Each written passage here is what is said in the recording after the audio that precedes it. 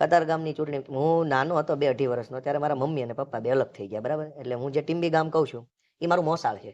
એટલે મારા મમ્મી આવી ગયા પપ્પાને ત્યાં મારા નાનાના ઘરે, અને ત્યારથી મારો જન્મ 2-2.5 વર્ષથી લઈને આજ દી સુધી હું ટીંબીમ છું. પછી મારા મમ્મીને અને પપ્પાને કાંઈ બહુ સંબંધ નથી કોઈ જાતનો બરાબર. એટલે મારે મારા પપ્પા સંબંધ છે નહીં, એ એનું જિંદગી જીવે છે. હું 30-35 વર્ષનો મારા મોસાળમાં મોટો થયો છું.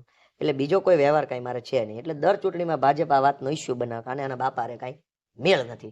પણ મારા બાપાને મારી મારે મેળ નહોતો, મારી માં લઈને અહીં મને વહી આવ્યા, હું અહીં મોટો થયો. હવે મિત્રો તમને બધા લોકોને ખબર છે કે ગોપાલભાઈ ઇટાલિયા વિસાવદરની અંદર જીત્યા છે. ત્યારબાદ ગોપાલભાઈ ઇટાલિયાની એક વાત ખૂબ જ ચર્ચામાં. ગોપાલભાઈ ઇટાલિયા ભાવનગર જિલ્લાના ઉમરાળા તાલુકાના ટીંબી ગામના છે અને ગોપાલભાઈ ઇટાલિયા સુરત હાર્યા બાદ વિસાવદરની અંદર ગયા હતા. હવે તેના મમ્મી પાપા વિશે મિત્રો વાત તો સૌથી મોટો ખુલાસો કર્યો છે ગોપાલભાઈ ઇટાલિયાએ.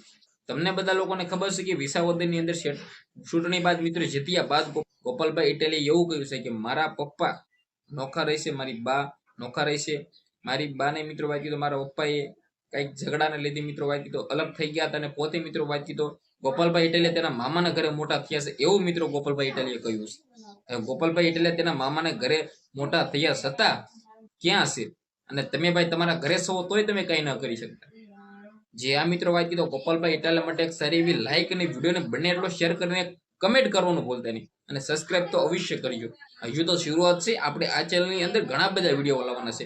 જલ્દીથી 10,000 સબસ્ક્રાઇબ કમ્પ્લીટ કરાવો, કારણ કે આ ચેનલની અંદર ઘણા બધા લોકો વિડીયો જોશે પણ ભાઈઓ વિડીયો જોઈને વૈયા જશે, સબસ્ક્રાઇબ કરવાનું ભૂલી જશે.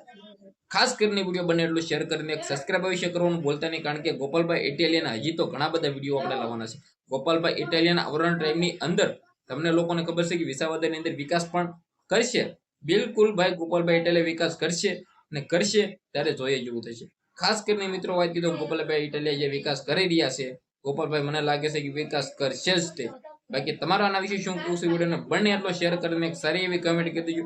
સબસ્ક્રાઇબ અવશ્ય કરવાનું ભૂલતા નહીં, કારણ કે ભાઈ આપણી ચેનલની અંદર આવનારા વાઇલ્ડ પેપરની વિડીયો તમારા માટે હું લાવતો હોઉં છું. ધન્યવાદ.